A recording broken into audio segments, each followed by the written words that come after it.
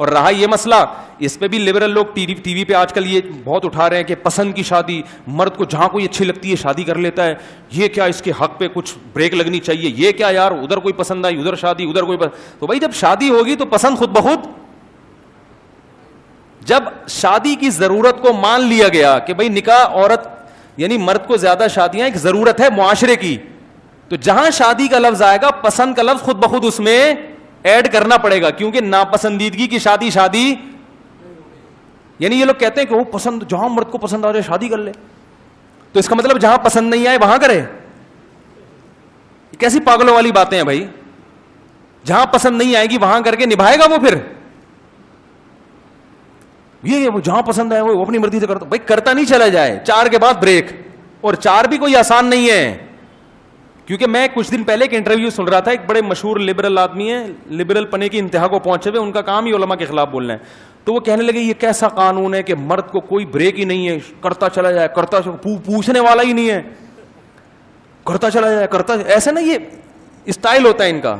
تو میں نے کہا کاش مجھے اس کے سامنے بٹھاتے, میں اس سے کہتا نمبر بھائی جب وہ ایسا نہیں ہوتا کہ کرتا چلا جائے کرتا چلا جائے کرتا ہے, جب وہ کہیں پیغام بھیجے گا تو لڑکی والے بھی دیکھیں گے کہ یہ اس قابل ہے کہ 2 بیویاں رکھ سکتا ہے, کہ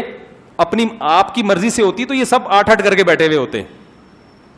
جب آپ کہیں پیغام بھیجیں گے تو لڑکی والے بھی تو چیک کریں گے کہ یہ پہلی بیوی کے ساتھ حالات کیسے ہیں, اس کے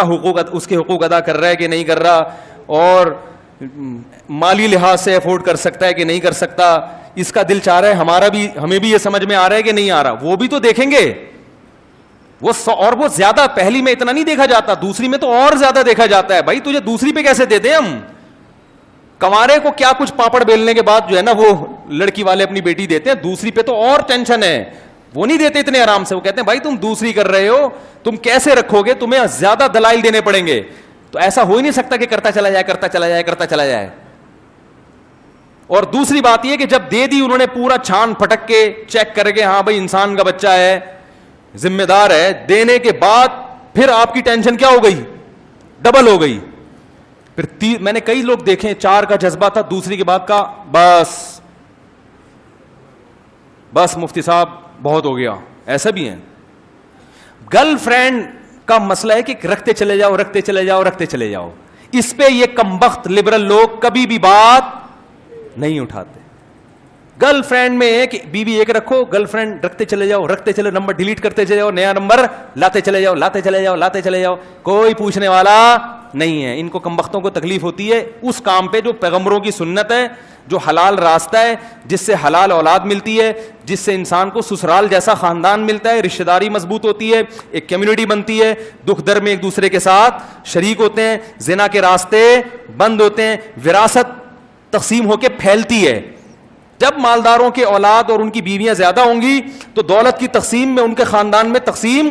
مالدار آدمی ایک شادی کرے ایک بچہ پیدا کرے اس کی تقسیم ایک بچے میں چلی جائے گی. یہ دولت کی جو سرکولیشن ہے یہ نیچرل طریقے سے نہیں ہوتی. میرا اس پر ایک ماضی میں 10 سال پہلے بیان ہوا تھا کہ اگر معاشرے میں اجازت دے دی جائے زیادہ شادیوں کی تو زیادہ تر مالدار لوگ کریں گے, کیونکہ ان کو رشتے ملنا آسان ہوتے ہیں. جب وہ کریں گے تو اور آبادی کا ریشو مالداروں کا خود بخود بڑھے گا. جب مالداروں کا بڑھے گا تو ان کی وراثت کا جو گراف ہے نا وہ یوں سے یوں ہوگا. سمجھ میں آ رہی ہے بات, یعنی ان کی جو وراثت تقسیم ہوگی وہ ایسے ایسے پھیلے گی, تو وراثت آبادی میں ڈیوائیڈ ہوگی. یہ معیشت کا ایک بڑا بہترین اصول ہے, اور اگر یہ نہیں ہوگا تو ایک آدمی کی پوری وراثت کا مالک ایک ہی آدمی ہوتا ہے. یہ وراثت, یہ مال کی اور دولت کی تقسیم کا غیر منصفانہ طریقہ ہے.